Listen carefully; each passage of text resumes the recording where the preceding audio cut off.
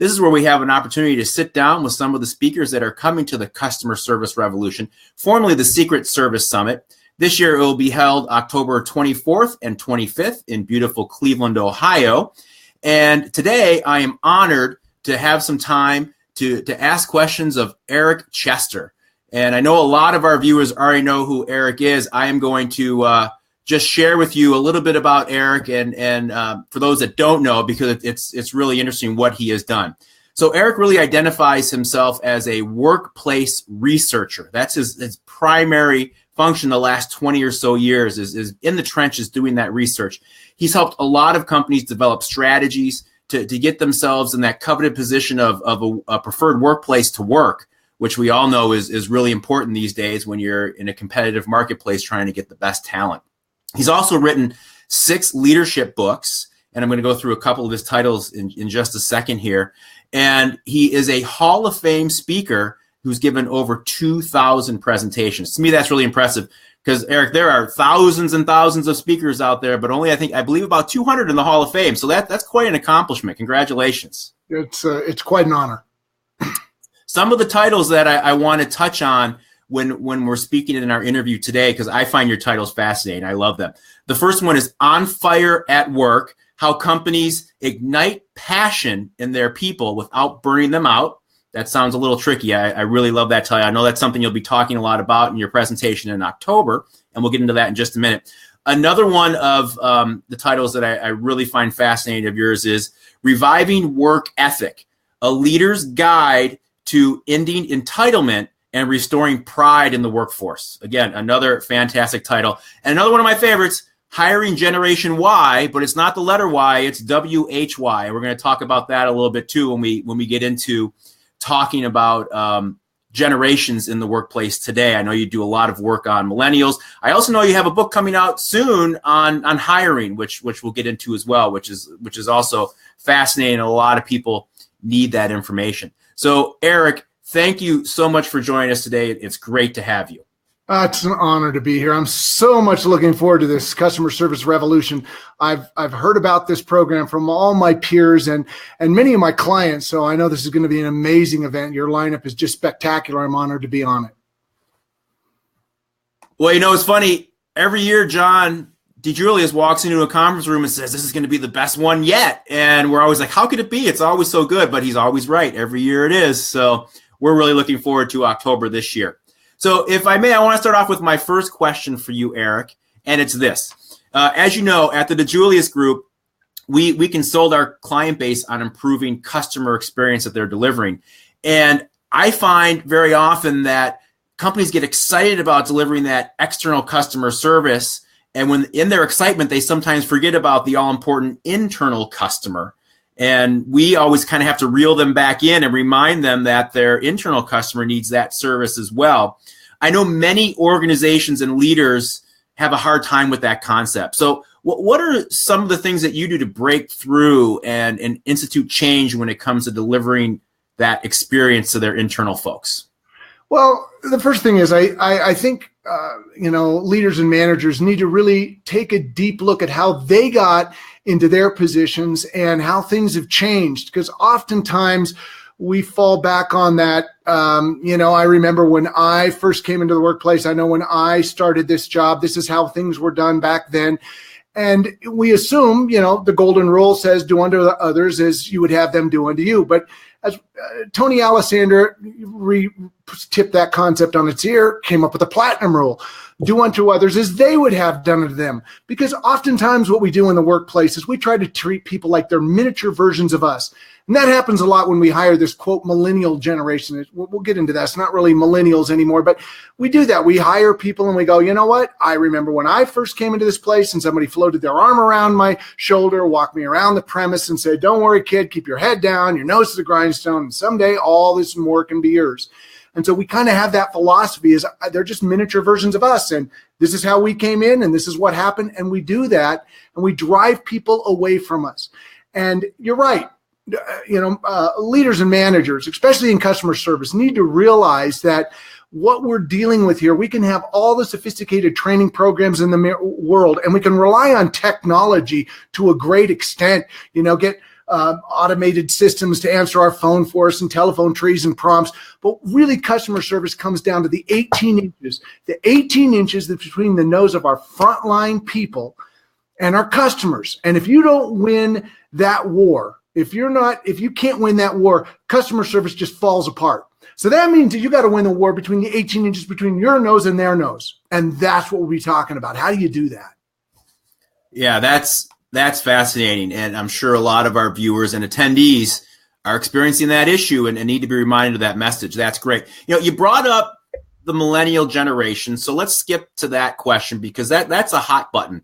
And my question for you is, with your experience of dealing with generations, and again, as I mentioned in your intro, you wrote the book Generation Y, and not the letter Y, spelled W-H-Y. Do you feel that as more generations come into the workforce, the generations need to be managed differently? Is there a difference with the type of employee that we're seeing these days? What's your take on that, Eric? Well, first of all, understand that people need to be managed differently. You can't manage everybody with a one-size-fits-all philosophy. And again, that's a big mistake I see in the workplace all the time. So are managing different generations differently, is that important? Yeah, generations, the discussion of generations is important, but it's only one slice of the diversity pie, albeit an important distinction. But to apply a label or a description or a belief system over an entire group of people just because of the years they were born is to do so at your own peril. You have to understand where they come from. You have to understand the people that are working from you or for you. But and it's important to understand generational context, but it's not specifically tied to any one birth year. Often, we'll share with a group of people, do you think a child that was born on December 31st, 1979 at 11:59 p.m. is radically different than their twin brother who's born 2 minutes later? Because demographers would say, hey, one of them is Generation X and one of them is a millennial. So if it's not 2 minutes, is it 2 days? Is it 2 weeks? Is it 2 years? Or is it just shared historical perspective? What somebody grows up with, they accept or they reject. What they grow up without becomes profoundly important to them. Look on the front lines of your business right now. See the people who are delivering customer service and ask you, what is their version of customer service? Sometimes we scream customer service at them, give great customer service. Here's what we're trying to do. But their only perception is on the receiving end of customer service. And for them, that's been a vending machine or point and click. So they don't understand, the Nordstrom's experience. It's not where they go. They don't stay at Ritz-Carlton's. They don't know. So, lecturing and, the importance of great customer service, they don't get it because how can you really understand it unless you've experienced it yourself? So that's really an important distinction and something that I believe everybody in a leadership capacity within the customer service realm needs to understand and be able to take hold of. That's such a great point, and we find that with our client base too. And one of the messages we try and preach is you have to paint that picture. You have to give them the roadmap. You can't just say, like you referenced before, the golden rule, which so many companies seem to rely on, or maybe even better, the platinum rule. Some companies look at that, but are they actually telling their folks what that looks like and painting that picture of what that service actually could be so they know how to deliver it? That's exactly right. You're dead on. So when you talk about the book I wrote back in 2002, this is a book that I wrote. It's called Employing Generation Y.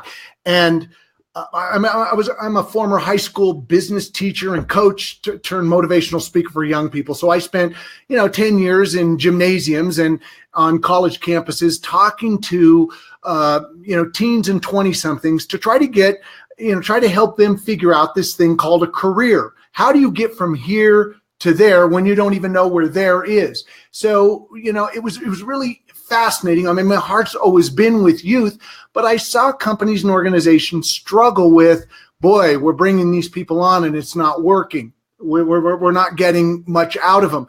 And so, it was time for me to kind of share some ideas that I had picked up and some concepts in the tens of thousands of one-to-one confrontation, or I should say interviews that I had with young people to kind of dispel some of those, myths and to share what the generation would be like.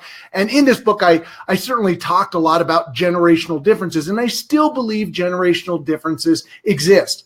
But again, to broadly paint an entire generation with a series of labels, which is exactly what I did in this book, I don't know that that's accurate anymore. I don't think you can do that. I can certainly say they've changed, and here may be some tendencies and things you need to be on guard for. But the people that come in and say, here, this person was born this year, therefore do this, that's not always accurate, and it can probably lead to some demise there. Yeah, great point. And I feel that leaders, managers, companies are often looking for being able to bucket those things to make it easier, and it just doesn't work. That's right. It doesn't work. So we're going to talk about what does work. And that's the exciting thing about the customer service revolution, is because people are going to leave with actionable ideas. We're not going to talk theory. We're going to, what's really exciting about what I do, I get a chance to interview people who are using new ideas, new strategies, new tactics to find, to develop, and to keep people in their organizations. Right now, we're staring in the face of the biggest labor shortage that we've experienced in the last 50 years. Think about us fully deployed. Anybody who wants a job can have one very easily. So oftentimes I interview hiring managers, and they say, we're not interviewing them, they're interviewing us. So how do you distinguish yourself as the place people want to work in your industry? How can you win that war? We know how to win the war for customers, or at least we should.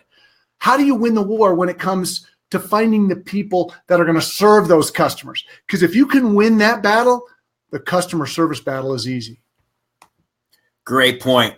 And, I have a question for you, Eric, that pertains to you just talked about how early in your career you were in the high schools, you were in college gyms, and you were really focused on that as your market of who you were helping.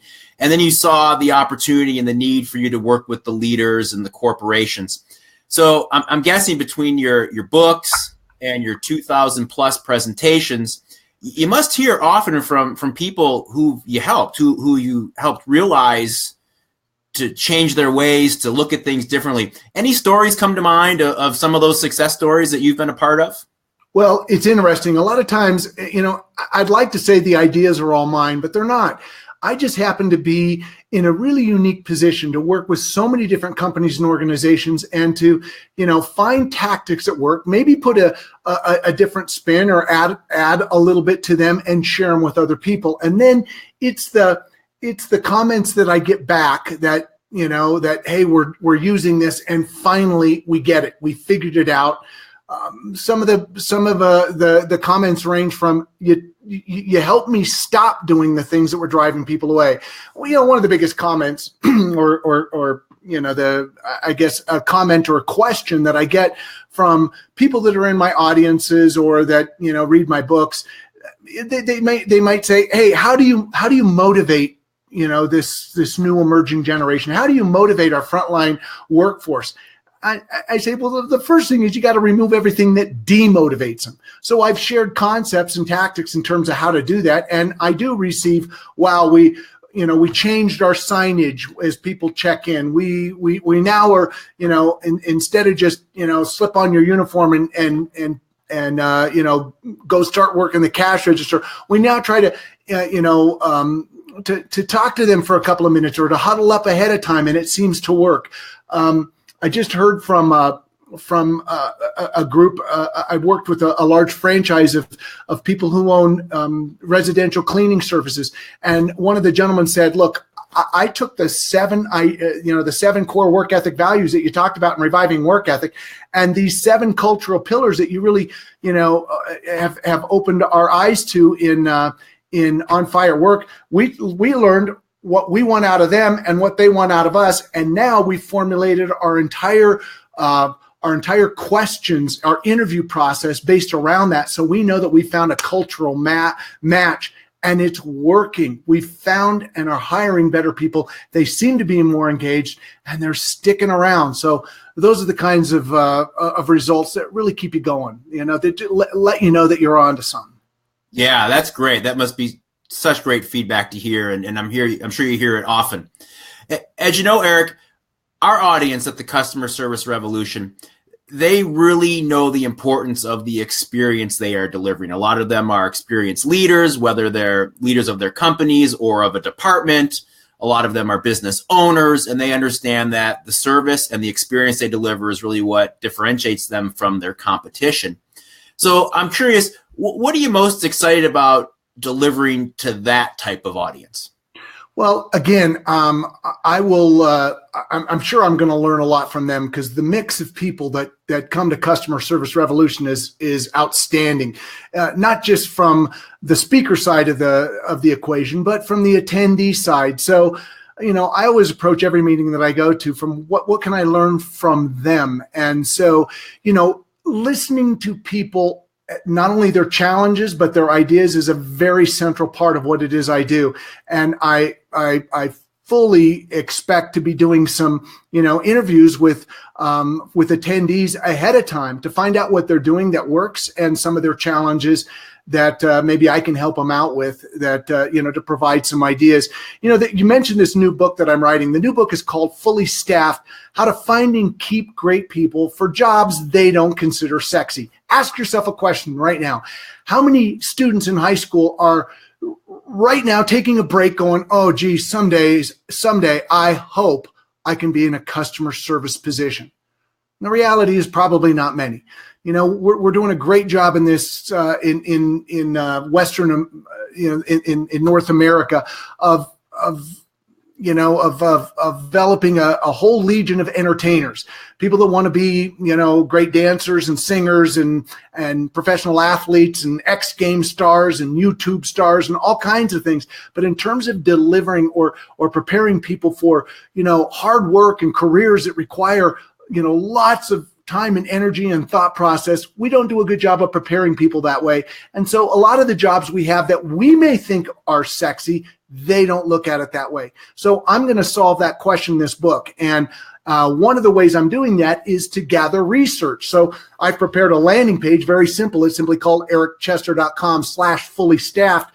And people can go to that particular page on my website, find out what the book's all about, and actually fill out a form where my research team can contact them, find out what they're doing to find and keep great people, and we'll tell that story in this upcoming book. So if people want to, be more than just an audience member and want to say, hey, these are some things that we're doing, other than just posting jobs on Indeed or Craigslist or using an employee referral program, we've got this guerrilla tactic. We found this one idea, this one strategy. Share that stuff, and I'll tell you what, we'll send the world your direction, because this is going to be obviously a best-selling book. Again, it's ericchester.com/fully-staffed, which is the goal of every company. Let's be fully staffed.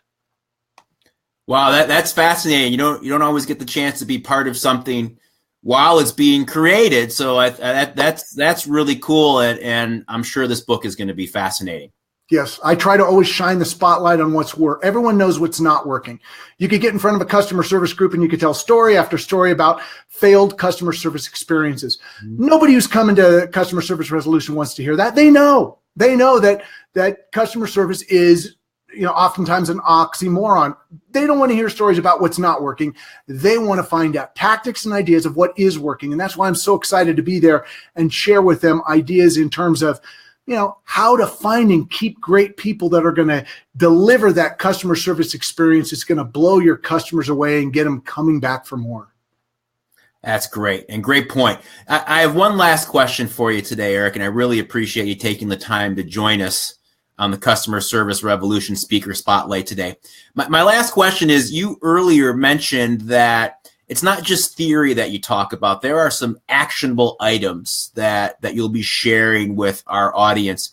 Can you share one or two things that you feel someone can walk out of the conference with and go back and implement the next day or so? Well, the first thing is they're going to walk away with a checklist of the items or what it is that they're really looking for in the people in their organizations, right? Sometimes we just go, hey, we want someone to fog a mirror. We're in a hiring crisis right now. How can we get people to accept this job? What is it you're really looking for? Because the better you're able to identify that, the easier it is to find those people, not the more difficult. So we'll actually, impart that. We'll also talk about what is it that this new emerging workforce is looking for in a job, and more specifically, a career. We'll talk about the 7 cultural pillars from the employee's perspective. And oftentimes that's enough. People just go, wow, I've learned what they want. So now we can start focusing on how can we be the kind of culture that attracts and keeps the best, that makes our people, rather than just motivated, which is temporary, how can we inspire them so they want to work harder, to perform better, and to stay longer? So we're going to spend some time on that. Then we're going to look at actionable ideas for how to find and keep great people. What is working? What do you really need to do to win the talent wars, to get and keep great frontline associates? We're not talking about hiring executives into your organization. That's a whole nother topic. This is frontline service personnel, the people who are the face of your brand. How can you arm your frontline with people who are as passionate about your business as you are? They're not entrepreneurs, but intrapreneurs. That's what we're going to focus on, Dave. It's going to be great. It sure is, and such important information. I know firsthand a lot of companies probably don't think that in-depthly about this, and so it's really eye-opening, and I'm sure our attendees are going to take a lot out of your presentation. I would hope so. If they're not, then I haven't done my job. But they're going to laugh a lot. They're going to have a great time, and their hands are going to hurt because they're going to be taking so many notes. That's great. Great to hear. So again, to our audience, if you have not registered yet for the Customer Service Revolution, it is October 24th and October 25th in Cleveland, Ohio. Our landing page for you to check that out and purchase your tickets is customerservicerevolution.com. It's on the screen right now. Eric, I want to thank you so much for joining us today. It was really a pleasure to get a chance to sit down and chat with you. I am fired up to see you on stage at the Customer Service Revolution in Cleveland. I'm sure that our viewers are as well. So thank you again for taking the time to be here, and we will see you in October. I can't wait. My joy, my pleasure. I can't wait to be there. It's going to be off the charts. Yes, it is. Thank you again, Eric. We'll see you soon. Thank you. Appreciate it. And thank you for joining us, everybody. We'll see you next time on Speaker Spotlight.